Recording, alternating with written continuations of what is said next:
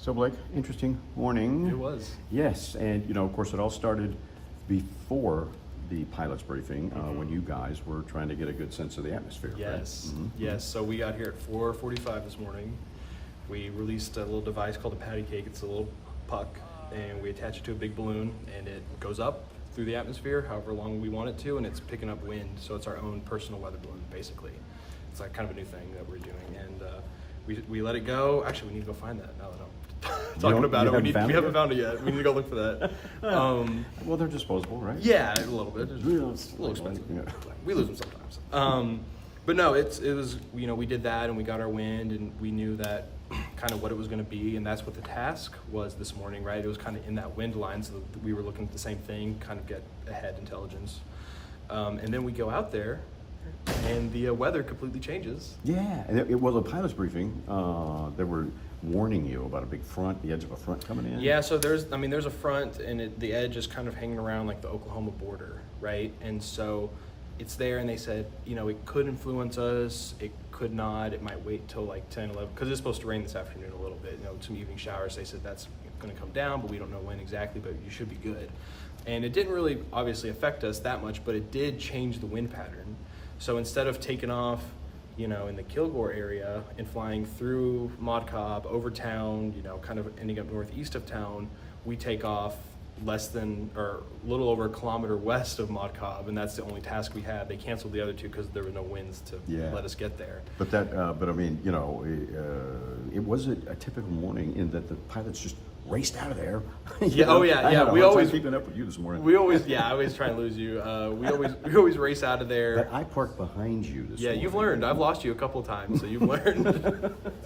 and then from there, we went out to Old Kilgore Highway, right? Yes, yeah. There's the Old Kilgore Highway. We crossed the interstate, and we were at the church. That's right over there. We always use that, like, because the typical Long Beach wind is out of that direction, so it's a really good place to launch and have some fun and do some good flying. Lots of room because lots of room. Yeah, so we were there, and then real time we're letting these pieballs go, you know, our helium balloons, and we're watching it change real time. So then we spent an hour chasing it, going up through town, and basically everywhere we go, you know, we'd say this is going to be the spot because of our last reading, and then we get there and it's different. Yeah, because it was like 5 different places. Yeah, we went to a lot of places. What's happening? What's happening? We're on weather hold because of the ceiling, you know, of all things. It's marginal. You know, we have to have maneuvering room. The FAA likes to have a certain ceiling, and it's marginal, and they're checking it right now. They're going to let us know what the ceiling is. They get little lights so they can measure it, and then they'll call us and say it's go or no go, you know, or put it on hold and wait. You know, we're typical deal here. So. Yeah. Well, it seems like it snuck in during the briefing. Yeah, it was clear pretty much before the briefing. Yeah, this moved in, so, you know, it was predicted, but it's supposed to go away too. So there's a big cold front up in Oklahoma, and this is the south end of it, and it's affecting the local weather. So here we go. Yeah. Do you think this is a good place to launch from? Right now, I think this is the place. We see other people think the same thing, you know, but we may adjust, you know, based on letting fireballs go. Yeah, we'll see. So, as a matter of fact, a few may be moving right now. Oh boy. You know what the problem is it's continuing to change.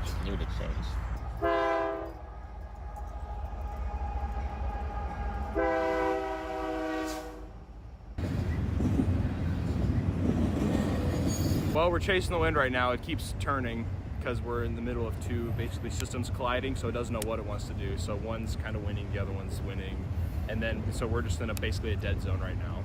So the morning is already gone from what's planned, that line going across town. Now it's going to be a matter of like strategy and working within what you're given and trying to be good. So it's still good competition, completely different than what we had planned. So, but you haven't got the No green light yet. No green light. No green light.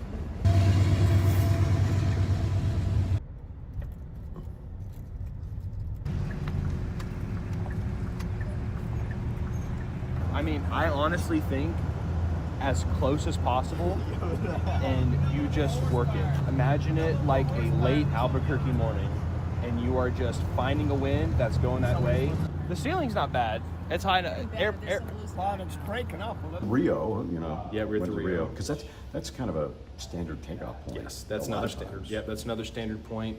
And we ended up going across the street. I'm not too sure where exactly we were across 31. And even then it was crazy, right? We were cramming into that field, and then half the guys left.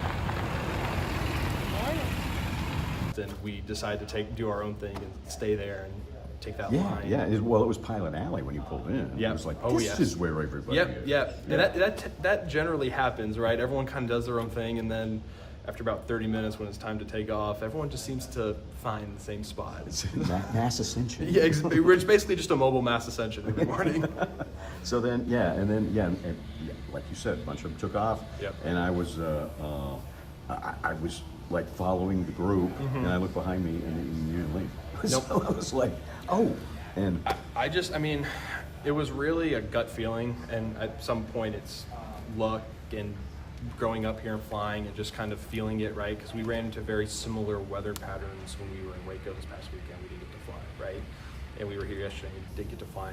Did similar things, right? But I just felt that where we were and what we were seeing with the wind, that we'd have to do a little bit of aggressive flying, but I thought we could make it because, you know, a lot of the pilots, they opted for the low line because that's kind of, you know, we were launching close, so you don't want to have to work too much. So you line up with the low wind, ride it all the way in, which works a lot of the time. And I do think it could have worked, but I just felt that what we had, that the upper wind was more stable. And so we launched and we took off out of there. We went skyrocketing up, and then I was up about probably 3 minutes, and then I came right back down. Wow. Yeah, so it's more aggressive flying than I generally like to do, but I felt that was I what- can't believe I beat you to the target. I really can't either. My crew, I beat everybody to the target. Alan, my teammate, he landed, and Lori was just leaving, and she was asking where he was, and I was like, he's on the ground, he's good, he's already packing up. So, Wow. yeah, it was one of those mornings. So then, and then as you approach the target, you know, to me, it looked like you were a little off course, but then did you make an adjustment somehow? or- So there was no direct wind to get you there, right? There was a wind that would, if you held it, would take you too far to the right, and if you kept it the other way down low, it would take you too far to the left. So what I did is I took a really big risk, and I actually I stayed in the high wind and went almost past the target, and then dropped down, and then the other wind basically was a crosswind, and it took me over it. And it pushed you over Yeah. there. And then I noticed you're doing a little swinging. A little bit of swinging, you know, that happens. Especially, you know, I don't like to fly like that too much. I like to be the guy that kind of cruises. That's how I was taught, right? But sometimes you gotta make the aggressive moves. But, you know, it's especially with, you know, there were many different wind layers. Plus, it was later in the morning, so it was pretty unstable. So when you're coming through and your fabric is really light, because obviously air is not pulling you up, your basket gravity is pulling you down. So whatever wind you go through, it's going to kind of knock you, and you're going to start spinning a little bit. So that's what we ran into. But then we were able to get stabilized, you know, with our baggies. Yeah, and then you were able to do your toss, which looked pretty good to me. You know, I looked back I looked back because I was spinning, so I had to look back at one point when I was coming into the target, and I saw everyone behind me, and I knew that probably about half the field was going to make it and half wasn't. So I made the decision. I knew that just a score would have been good, because I could have come down and really tried to, you know, get right on the ground and then made a good throw, but I flew over the targets at about 50 feet, and I knew that just getting it in would have been good. So that's what ended up happening, because we had the Liberty Bell we had to throw it into, and then we had the X, so we had two there this morning. So it's good if you make both, bad if you miss both, because if you miss the field, normally there's other fields and other targets, but Yeah. we had two at this one. Yeah, because they took the other ones down. I mean, Yep. it was and Yeah. so And that was a good choice. So yeah, I think so too. I mean, but people were not going the right way. I mean, it Yeah. was not going to happen. No. So did you hit the Liberty Bell and the target? I did, yeah. So I didn't get the best score on the Liberty Bell, but I did throw it in. I got probably in the middle. I got, I'm not too sure my exact measurement on that, but we got it in, which is a score. Score is better than no score. And then the X, we're inside the leg somewhere on that. So it was good. It was fun. It was good to knock the cobwebs off and fly. I love flying here, obviously. So have you heard how close you got to the center of the X? Or? So people tell me I'm in first right now. I don't know if I believe them. I haven't checked for myself, but did pretty good. Hit both.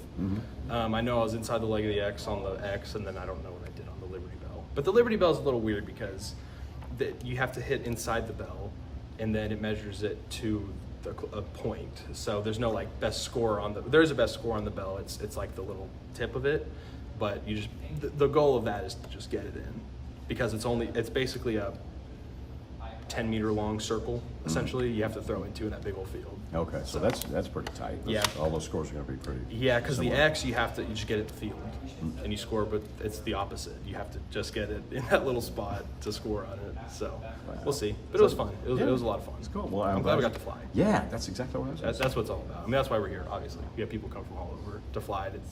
It's a bummer, especially like we had last year when you're driving around and releasing all the helium and the balloons and deliberating and talking and stressing out, taking years off your life, and then they say you don't fly. And you say, oh my gosh. So at least they made the decision to cancel the 2, which was the right decision, and have the 1 task for the or the 2 tasks for the crowd. And it was good weather. It was good flying. Yeah, it was, and pretty good crowd too. Yeah. And they weren't disappointed. Good. That's why we're here, for the people. All right, anything you want to add? No. Hope for good weather. There you go. Do the same thing tomorrow. Yes, sir. Hopefully. I'll be taking off from the Mod Cobb, so we won't be scrambling around at least. Oh yeah, that's right. Mass ascension. Yes, sir. Even though that's how it always ends up anyway. Exactly. We just know where it's going to be this But time. now it's like definite. Yes. You're not going to be driving around tomorrow. No, it's going to be nice. Won't have to stress. Find a launch site. All right. Thanks, buddy. Thank you, man.